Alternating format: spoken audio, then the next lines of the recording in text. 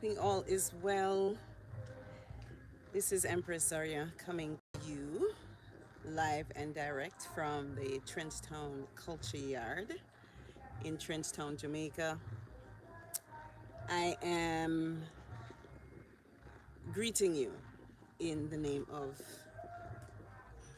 the Kings of Kings and Lords of Lords, conquering lion of the tribe of Judah, Haile Selassie, and his Empress, Empress Menin, Asfa,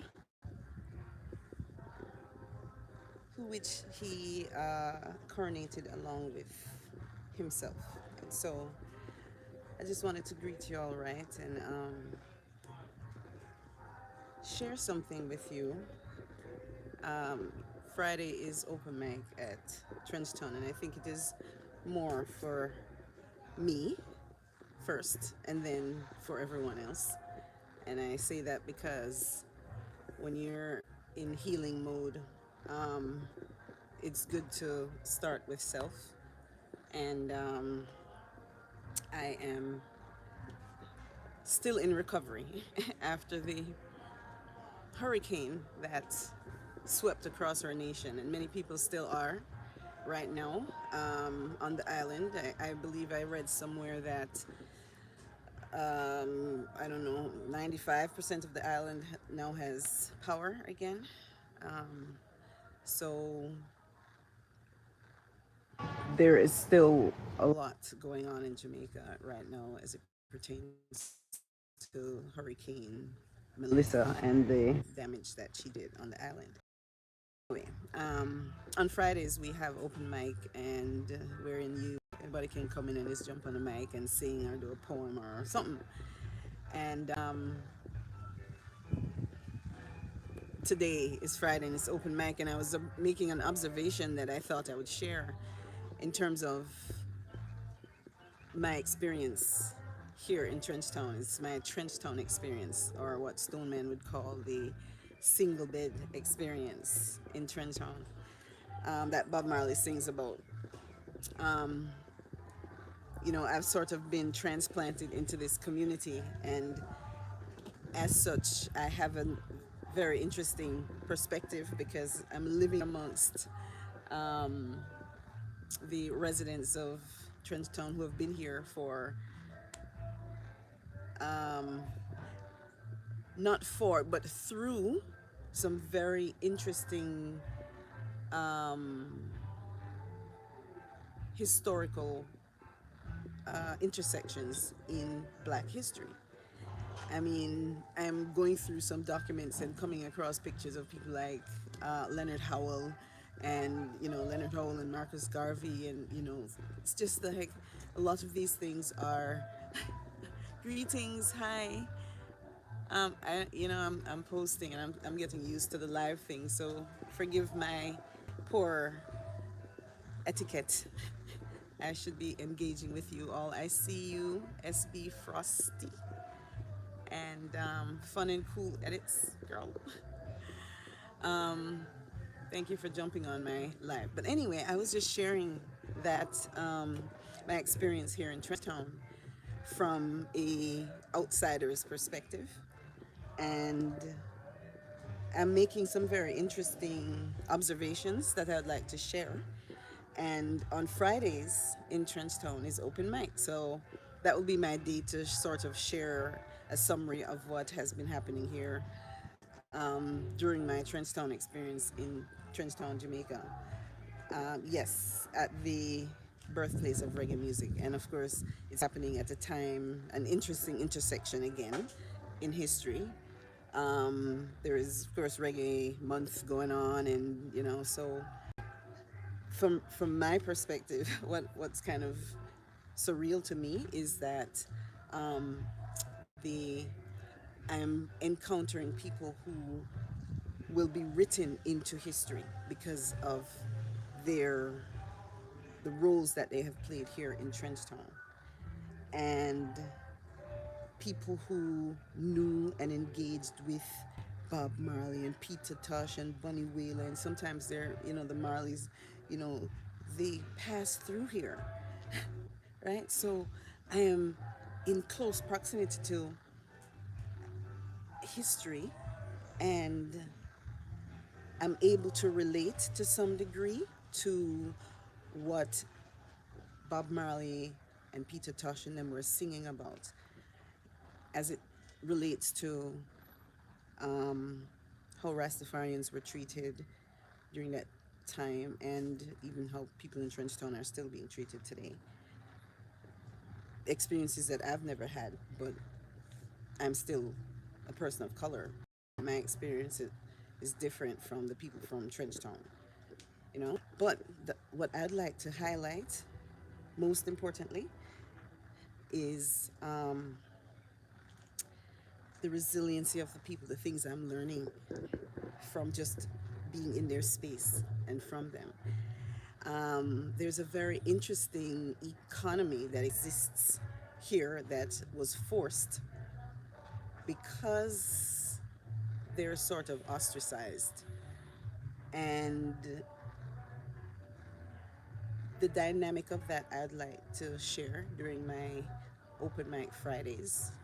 Normally I'd be on the radio station now, just, doing my little DJ thing, but we're going through some technical difficulties. So I thought I'd just do my open mic this way, in a little bit more intimate, personal way, sort of. If I say hi to you all, if I engage better than I am now. But I learned how to do this whole live thing. I'm used to recording it and editing it, or recording it and just completely just erasing it because I don't like to have to edit my own stuff. Anyway, so thank you so much for listening and joining my Trench Town experience, which, as again I say, I will be sharing on Fridays during open mic here at the Trenchtown Culture Yard. I'll be doing it here in the yard, and I'll be doing it online as well. I'll jump on my live every now and then and just, share what my week has been like. And what is upcoming that I'd like to sort of bring you all along with me is um, the community has a reading center that has not been open because their sponsors have, had to redirect their attention and the economy, what's going on in the world right now. So um, I sort of looked around and during my observation realized, I said, you guys are looking for sponsors outside of yourself. I'm like, when I look in the community, the amount of business owners that are in Trenchtown is incredible. It's almost, well, I think that can be explained. What can't be explained, and maybe no one has looked into it, and I'll look into it more, is why so many of the legends of reggae music in those days originate from Trenchtown. Why did they come here? I mean, between First Street and 7th Street, um, these are where the greats came from. Why? Right? So I'm looking into that. I see some of the things that go on in any small community. If you've ever lived on a campus with other girls or other whatever, if you've been in the military, if you've been on a ship, any place where you're in a small community of people, you're going to have small community of people issues. And that's what Trenchtown has, in addition to the pressures of uh, the downpression of Rastafari and poor people in general, dark skinned people. Those things exist, and I'm able to see them like so clearly. It's like in my face. So I want to bring that to our awareness as well, but I mainly want to point out, at least at first, what the positive things I'm observing here in Trenchtown about the survival nature of the people and the resiliency that I see. I watched the Young Eyes put on a culture fest the other day, and I mean, I know, or those of us who have put on events know what that all entails, and they were able to do that, and that came forth because they had support from the um, the immediate elders sort of jumped in to assist, provide some guidance, and they're just learning through the process. Just like His Majesty said, there's gonna come a day when you have to, be a promoter, and you've never learned anything about promoting. You've never learned none of that, but you have to do it. So what you have to do? Fail forward. You have to go forth, do it, and then review whatever it is that you did, and make the modifications and go try it again. And that's what I'm seeing them do. So um, some people don't even take the initiative to do that, and to step into that sort of unknown space that His Majesty said we would. But we're here now. And so we're going to just move through, do what we need to do, make the adjustments, and come out on top just like we always do. And I'm going to document my experience on Fridays. I can't post every day like y'all. I can't deal with all that. So on Fridays, if you want to follow me, follow me. And on Fridays, I'm going to do a live, and we're going to be doing stuff here at the Culture Yard. And I'm also calling artists who'd like to get their music out there. You can send it to so I can post it on the Open Mic SoundCloud, and we share that out there, so you can get support across the world. So if you are an artist and you want to send me your reggae music needs to be reggae music, and I'm going to talk a little bit about what reggae music is, what it sounds like during one of my lives. I'm just going to share. Not every music is reggae music, right? Not what I've been hearing. Some people play and call reggae music and dance hall and those things. We don't want to define those sorts of things. So I want reggae music sent to we'll play it on a radio station here at Culture Yard, trenchtownradio.live, trenchtownradio.live, or trenchtown.live.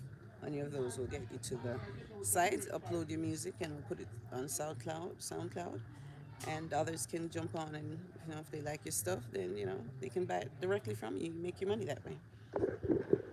I like what SoundCloud is doing. So um, I'll be sharing my Trenchtown experience live here on Fridays, open mic, Trenchtown Culture Yard. This is Empresaria. I'm out of here. See y'all later.